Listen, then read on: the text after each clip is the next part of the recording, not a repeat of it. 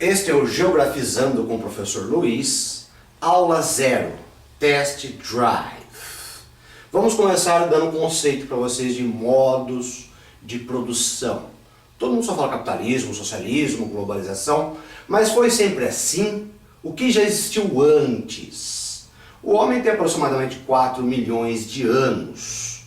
A maior parte desse histórico de ocupação do planeta não houve produção, pois o homem vivia única e exclusivamente do extrativismo vegetal, da caça, da pesca e até mesmo da alimentação de carniça, carne podre. Só a partir do momento que ocorreu a Revolução do Neolítico, há cerca de 13 mil anos atrás, o homem começa a produzir.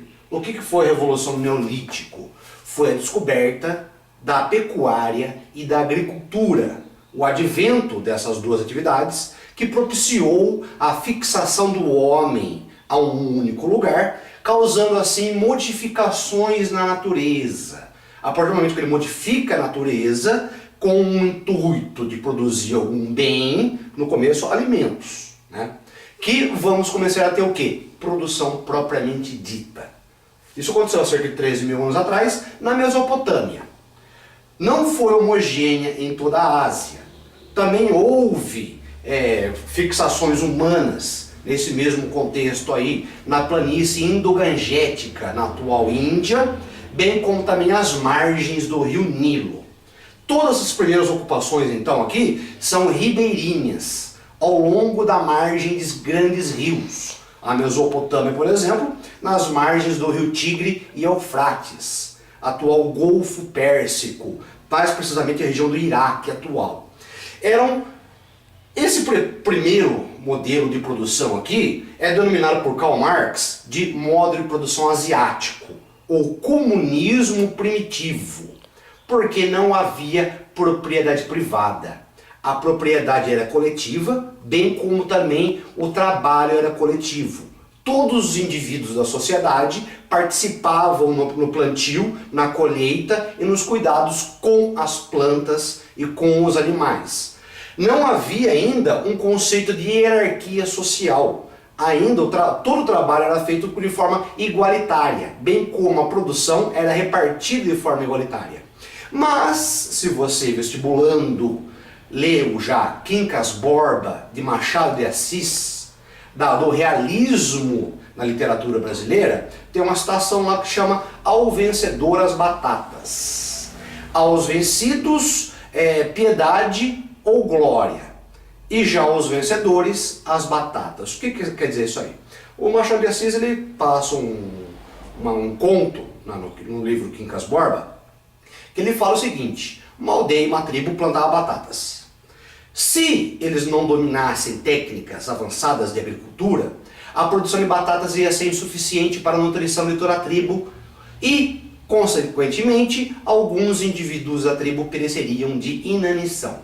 Porém, se uma tribo invadisse outra tribo numa situação semelhante, matasse os homens e roubasse as batatas da outra tribo, os vencedores conseguiriam se alimentar melhor e prosperar. E começaram a usar também os sobreviventes das batalhas como escravos. Bem como também as mulheres como escravas, pegavam as crianças, escravizavam e roubavam-lhe o gado, os animais, e prosperavam. Foi aí que foi começar lentamente, foi um processo de transição que demorou milhares de anos. Isso aconteceu também na Mesopotâmia e no Egito principalmente. Não, quer dizer, no primeiro momento, né?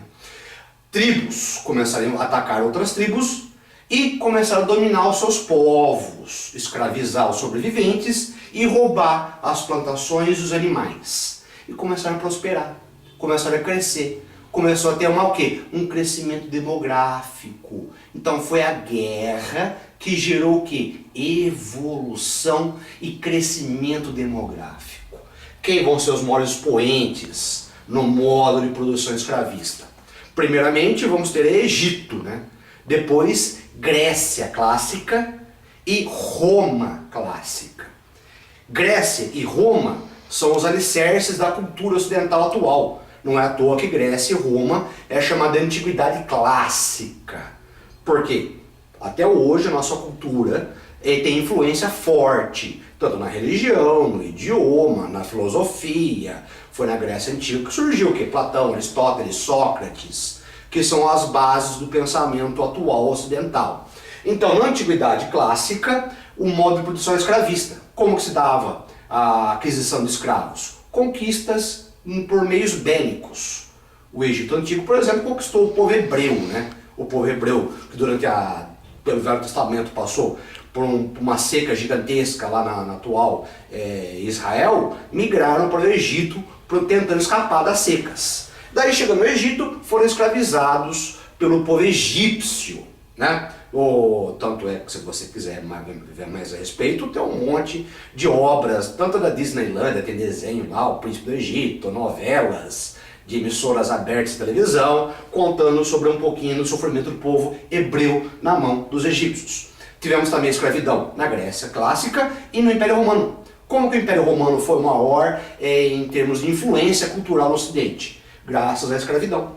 Você tinha então uma classe escrava e tinha os patrícios e plebeus, mas quem trabalhava propriamente dito eram os escravos. E como que esses escravos eram adquiridos? Em guerras.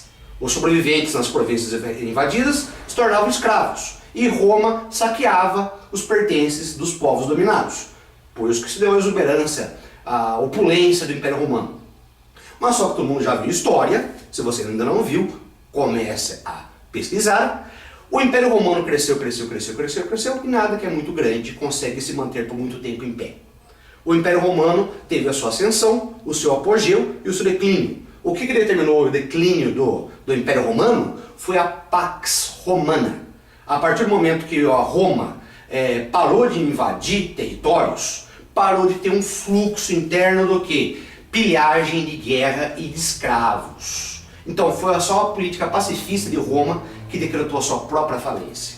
E quando o Império Romano estava se desestruturando, se esfacelando, quem que vai surgir para dar tiro e misericórdia na cabeça do Império Romano? São as invasões bárbaras.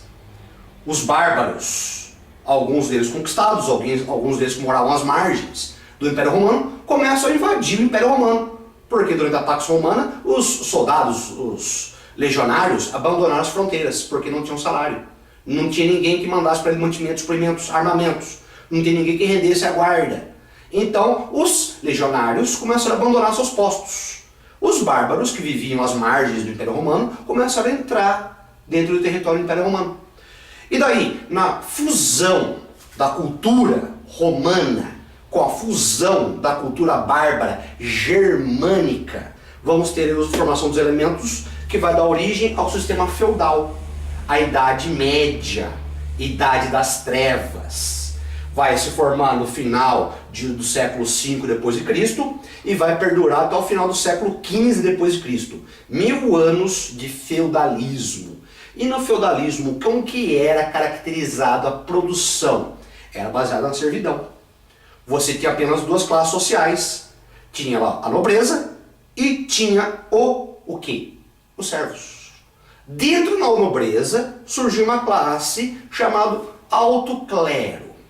Dentro dos servos surgiu o baixo clero. A Igreja Católica Apostólica Romana era a única instituição política existente no feudalismo na Europa. Tanto é que eles foram os maiores detentores de terras da Idade Média.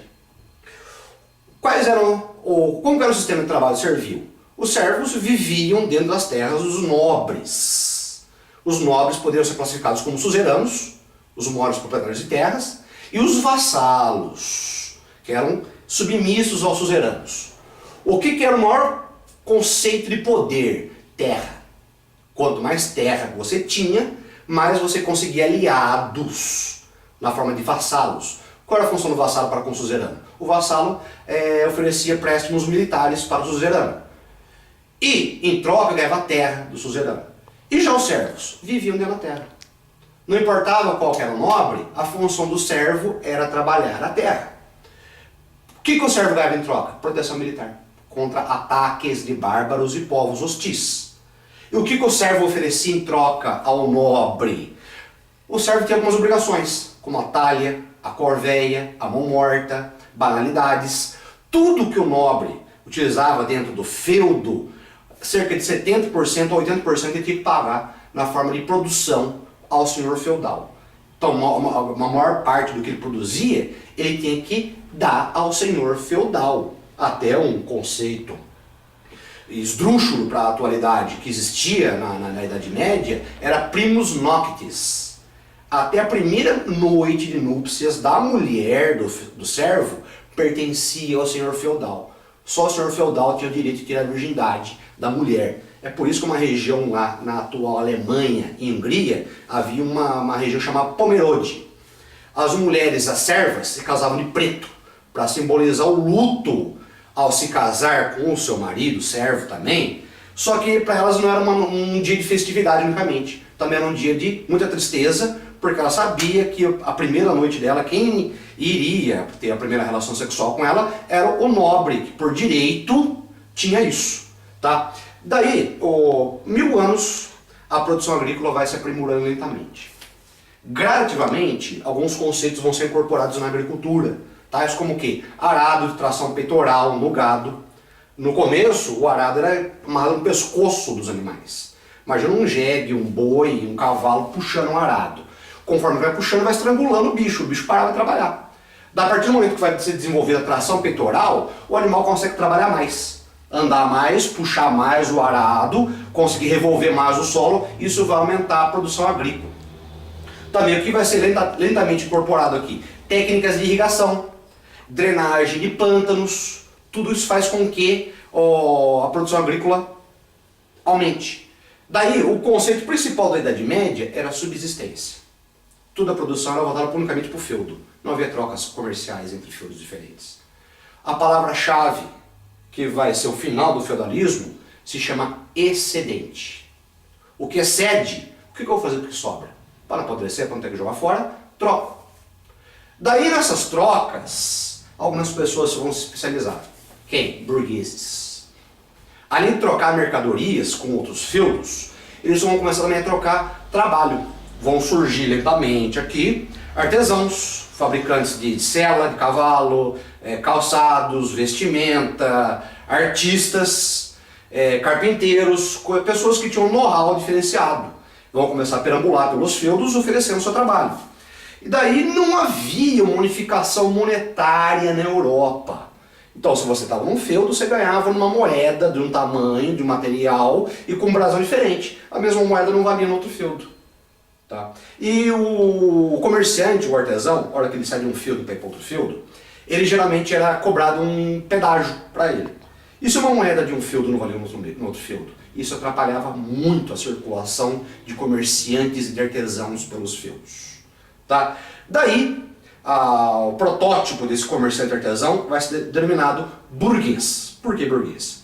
Eles vão começar a se encontrar no cruzamento, em trocamento de estradas, para realizar feiras, trocas de mercadorias por mercadorias, trabalho por mercadorias, artesanato por mercadorias. Isso lentamente vai demandar uma unificação. Por exemplo, quantas galinhas vale uma vaca? Quantos pares de bota vale um machado? Então não estava tendo havia dificuldade na negociação, nas trocas. Daí a burguesia vai começar a sozinha a elaborar um valor monetário para trocas, moedas. Dentro dos burgos, geralmente, habitavam lá pessoas que tinham cofre, que eram metalúrgico, que eram ferreiro, para evitar ataque também. A Europa não tinha uma segurança, né? Havia muitos povos bárbaros, aldeias, que não pertenciam a feudos, e essas pessoas aí saqueavam, invadiam burgos para saquear. Daí vai surgir o conceito do que hoje é o banco. Tá? São áreas protegidas, no qual um burguês, ele preenche um documento para você, falando, o comerciante, o artesão, o fabricante de botas, depositou sobre a minha proteção uma determinada quantidade de ouro, de prata, de cobre. Daí, eu fazendo esse documento para ele, vai surgir o quê? Papel moeda. Vai surgir o cheque. E isso aí, se eu fosse um comerciante famoso na região, e se eu escrevesse esse documento comprovando que alguém me depositou uma certa quantidade de metais preciosos, todo mundo ia confiar nesse documento meu. Esse documento começa a valer em vários outros feudos. dentro de entrocamento comercial, em outros vários burgos. Daí vai surgir o comércio monetarizado. E isso vai ser o quê? O que vai propiciar a falência do sistema feudal. Vai surgir o renascimento comercial. Renascimento comercial, o comércio já existia na escravidão. Já existia comércio no Egito, em Grécia, já existia na Roma Antiga, já existia comércio. Só que aqui no feudalismo não existe comércio por 1000 anos. Não existe a utilização de moeda, não existe a utilização de dinheiro, o conceito de metais preciosos. Aqui só servia como indumentária, ornamentação, status social, não tinha um valor comercial propriamente dito. A única coisa que eles usavam, o ouro, prata, metais preciosos na Idade Média, era em caso de sequestro. Os vikings eram famosos por sequestrar filhas, parentes de nobres e cobrar resgate em metais preciosos em troca. Quando é que os metais preciosos, então, vão voltar a ter uma utilidade econômica? No capitalismo. O que foi o surgimento do capitalismo? Foi a ruína da Idade Média. Quem que criou o capitalismo? Burguesia. A burguesia comercial. Ela vai se aliar a uma figura chamada rei. Aqui ela tinha poder simbólico, o rei. Ela não tinha um poder propriamente dito sobre os outros feudos. Então, o que foi o capitalismo? Uma fusão da burguesia, que financiou os reis, financiou a monarquia. A monarquia acabou comprando armamento, contratando mercenários, e aqui surgiu a formação dos Estados Nacionais absolutistas. Final do século XV depois de Cristo. Então, o que foi essencial para a formação do capitalismo? Formação das monarquias nacionais absolutistas, os Estados Nacionais. O que você vai ter no capitalismo então? A centralização do poder na mão do monarca. Isso permitiu o crescimento comercial. Porque nos feudos, cada feudo tinha uma moeda diferente, cada feudo tinha imposto, isso dificultava o comércio. O monarca vai unificar os impostos e vai unificar a moeda. Isso vai ser a base do desenvolvimento do capitalismo. Então a burguesia que financiou a formação dos países. Foi a burguesia que financiou o fim do feudalismo, o fim da Idade Média. Tá? No capitalismo, então, quais são os primeiros países a se unificarem na Europa? Principalmente Espanha e Portugal. Tá? Foram os pioneiros no processo de unificação dos feudos na formação de Estados Nacionais absolutistas. Só isso propiciou que, além do crescimento comercial da Península Ibérica, o financiamento das grandes navegações. O Gênova e outras cidades-estados, outros reinos da Itália, navegavam pelo Mediterrâneo, chegavam na Ásia, chegavam até as Índias para fazer comércio via terra. Daí a Península Ibérica, os reis, principalmente de Espanha e Portugal, vão financiar a construção de naus, de embarcações grandes, para cruzar os mares, para buscar mercadorias nas chamadas Índias. O que vai ser uma consequência, então, da gênese do capitalismo na Península Ibérica? A descoberta da América. Primeiro começaram a fazer navegação de cabotagem ao longo da África, do litoral africano, até chegar à Ásia para trocar mercadorias europeias pelas asiáticas. Daí, com a desculpa de que estavam procurando uma rota sentido oeste para chegar nas Índias, o Cristóvão Colombo, nome famoso, né? Ele era genovês, ele vai ter um diálogo com os monarcas da Espanha e vai conseguir um financiamento para a construção de 3 embarcações, Pinta, Nina e Santa Maria. 1492 era o ano. A Espanha estava acabando de se formar, só que já tem uma monarquia centralizada, que centralizava em si o poder. O Cristóvão Colombo vai conseguir o financiamento dos reis católicos da Espanha e vai conseguir montar as 3 embarcações e conseguir convencê-los a financiar uma viagem sentido oeste da Europa para chegar na Ásia. Daí descobriu uma coisa no meio do caminho chamada América. Com a descoberta da América, vai dar princípio ao período colonial. A América vai ser colonizada por Espanha, Portugal e a América anglo-saxônica pela Inglaterra. Só que a América anglo-saxônica, pelo clima temperado, semelhante ao europeu, não vai ter atrativos econômicos no princípio para a Inglaterra. Só quem que vai ter interesse econômico para a Europa seria as colônias em países tropicais, como é o caso da América Espanhola e do Brasil. Tá? E como que Portugal e Espanha vão explorar suas colônias aqui na América? Eles vão implementar um sistema político-econômico denominado mercantilismo. O que é o mercantilismo? Tinha algumas características precisas. Uma delas, intervenção do Estado na economia. Portugal, a coroa portuguesa, intervia fortemente na economia das suas colônias. A monarquia portuguesa intervia fortemente na economia da sua colônia, aqui no caso o Brasil. Intervenção do Estado na economia. Isso não existe mais hoje. Outra coisa que existia no mercantilismo, também denominado capitalismo comercial. Qual que era a maior fonte de riqueza do planeta na época? Comércio.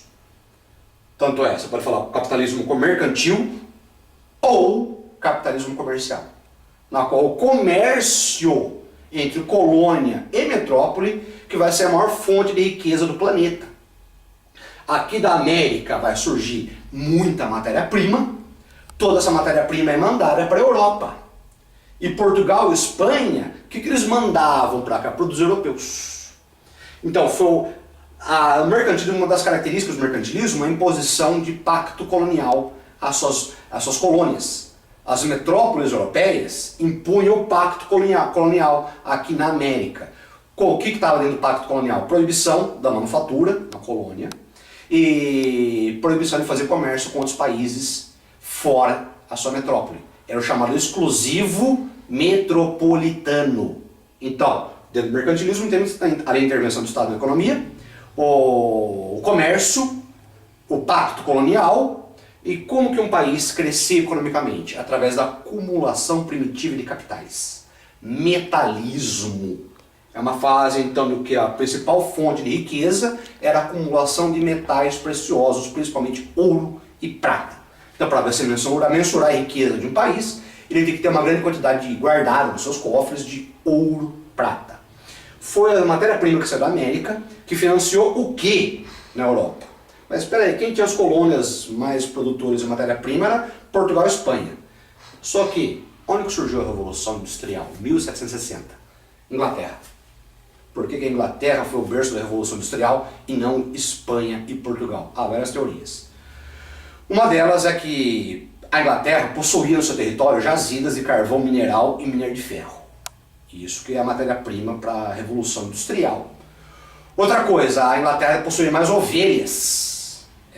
Ovelha, lã, matéria-prima para fazer têxtil, para fazer pano, é matéria-prima para a indústria têxtil. Uma outra teoria, religião. No período colonial, a Inglaterra passou pela chamada Revolução Anglicana. Certo? O que foi a Revolução Anglicana? Foi uma das etapas da Reforma Protestante. A Reforma Protestante surgiu na Alemanha, a atual Alemanha, né, com Martinho Lutero, há uns 500 anos atrás, na qual ele escreveu 95 teses discordando da Igreja Católica Apostólica Romana. Tá?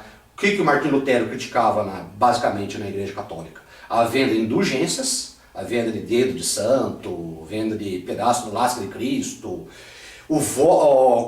As pessoas podiam comprar o perdão. Eu fui um pecador minha vida inteira. Eu posso comprar o perdão agora, só pagar uma certa quantidade lá. Então Martinho Lutero discorda disso. Falou, pô, o cara pecou a vida inteira, é só pagar dízimo lá, já só recebeu essa emoção, vou pro céu. Então Martinho Lutero começa a criticar essas ideias da Igreja Católica. E também duas coisas interessantes que Martinho Lutero vai criticar. Lucro e a usura eram proibidos pela Igreja Católica. A Igreja Católica Apostólica Romana criticava os juros e a usura. O que seria o juros?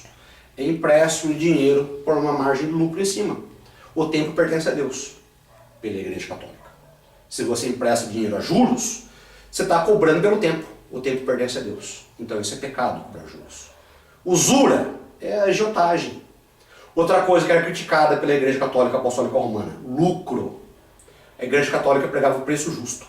Você tem que vender um produto só para você poder sobreviver. Você não pode querer explorar o comércio para lucrar em cima. Então Martinho Lutero, ele vai permitir, ele vai absolver, vamos dizer assim, né? Vai absolver o lucro, ele vai absolver a usura, vai absolver juros Isso vai ser importantíssimo para a burguesia financiar a Revolução Industrial na Inglaterra, enquanto Portugal e Espanha mantinham-se subservientes ao Papa. Espanha e Portugal nunca questionaram a autoridade papal. Portugal e Espanha nunca questionaram o poder da Igreja Católica Apostólica Romana. Tem um autor chamado Max Weber que ele relaciona a religião protestante que estava surgindo como a fomentadora do desenvolvimento econômico dos seus países, bem como também a fomentadora da industrialização. Então, de acordo com Max Weber, ele criou um livro, A Ética Protestante e o Espírito do Capitalismo, que ele prega que países protestantes prosperam muito mais rápido do que os católicos, por causa da religião. O católico está preso ao livre-arbítrio. Se eu cometer pecado, eu vou para o inferno. Se eu ter uma vida afastada do pecado, eu vou para o céu. Já o protestante, ele acredita na predestinação. Você nasceu para brilhar. Você nasceu para ter sucesso. E qual que era a forma que os protestantes encontraram para ter sucesso? Trabalho. Trabalho, investimento, a economia. Espanha e Portugal católicos banjavam dinheiro, ouro e prata na construção de castelos, construção de igrejas. E todo o metal precioso que a Inglaterra conseguia, ela investia em produção. Outro fator também, né? O português nunca foi um famoso por ser esperto, né? A Inglaterra abusava, ela fazia relações comerciais com Portugal que acabavam favorecendo a Inglaterra e desfavorecendo Portugal. Exemplo, Tratado de Methuen, ou Tratado de Panos e Vinhos, na qual Portugal e Inglaterra, Portugal fabricava vinho, mandava para a Inglaterra sem pagar imposto, enquanto que a Inglaterra mandava tecidos para Portugal sem pagar imposto. O que vende mais? Obviamente que é pano, a não ser que você seja um alcoólatra de carteirinha e beba litros de vinho por dia. O comércio de tecidos dá muito mais lucratividade que o comércio de vinhos. Então, isso é um exemplo de uma relação econômica desigual, na qual a Inglaterra abusava da economia portuguesa. Então, foi isso que gerou o capital necessário para que a Inglaterra financiasse a Revolução Industrial. Em 1760, aconteceu a primeira Revolução Industrial, através da substituição da manufatura pela maquinofatura. No começo usavam energia hídrica, usavam água para mover roda d'água, correias. Depois foram incorporando gradativamente o carvão mineral. A queima do carvão gerava o vapor canalizado, ele produzia energia elétrica. Daí conseguiam movimentar mais rápido o maquinário. Daí isso significou o quê? Um crescimento exponencial na produção. E quanto maior a produção, maior o comércio, maior o fluxo de mercadorias, maior o crescimento, o fluxo de capitais, mercadorias, o capitalismo cresce mais. Isso foi a primeira revolução. 1860, a segunda revolução. O que vai ser incorporado na segunda revolução industrial? Energia elétrica e o consumo de petróleo. Vai também dar um salto exponencial gigantesco para a produção industrial inglesa. Tá? Então, isso vai modificar toda a relação econômica, não só dentro da Europa, mas também com o mundo inteiro. Então, você tem uma Inglaterra que produz cada vez mais, ela precisa cada vez mais de matéria-prima e cada vez mais de mercado consumidor. A América está se tornando, nesse momento aqui, independente. A quem que a Europa vai voltar as suas vistas para procurar matéria-prima e para vender a sua mercadoria industrializada? África e Ásia. Tá? Vai dar origem então ao período neocolonial, principalmente lá para 1885, com a assinatura do Tratado de Berlim, que foi a partir da África, entre as potências europeias. Atualmente, no começo do século XX, vai surgir alguns conceitos interessantes dentro da economia mundial, como é o caso de bolsa de valores e bancos financiando o surgimento de indústrias, de lojas. Então, no começo do século XX, vai surgir o chamado capitalismo financeiro, ou capitalismo monopolista, com as grandes corporações que até hoje vão dominar a economia mundial. Mas isso é o assunto de uma próxima teleaula. Se você gostou, inscreva-se, dê um like e compartilhe com os amigos. Tchau!